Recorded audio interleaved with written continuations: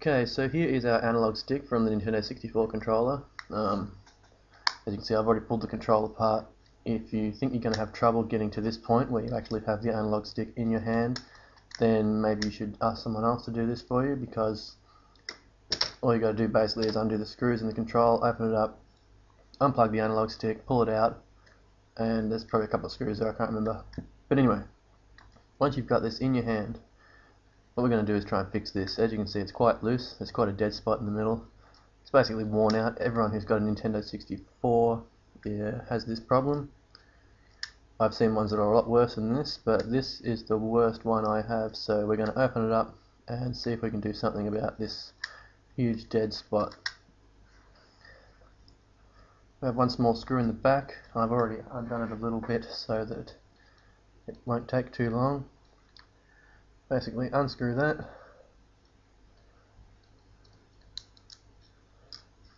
and there's two clips on the end here.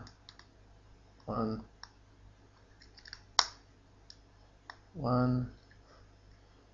two. Now you're going to want to hold on to this a bit. There is a large spring inside here. It's going to want to fly apart.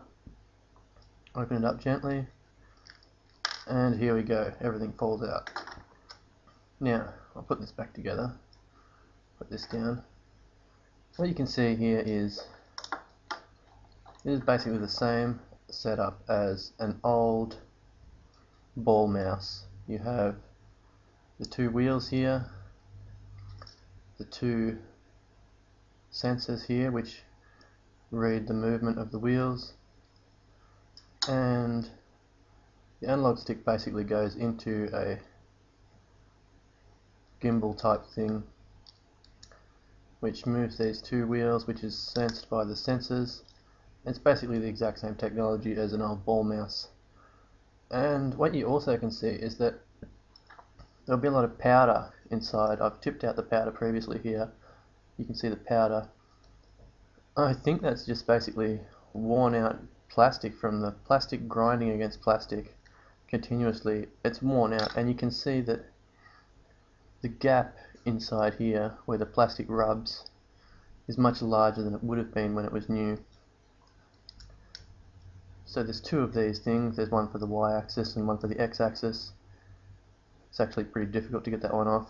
We're going to have a look at it and think, how can we get the gap in here back to the size it used to be? Well, it's plastic, so we can't really just bend it back into shape. We could use some kind of epoxy resin to sort of build up the hole, I guess. It's going to be quite difficult because it would be very hard to get a smooth finish. Basically, in my opinion, I'd say the controller is fucked. We're going to throw it out.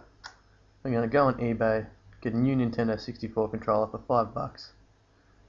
And that's the end of that.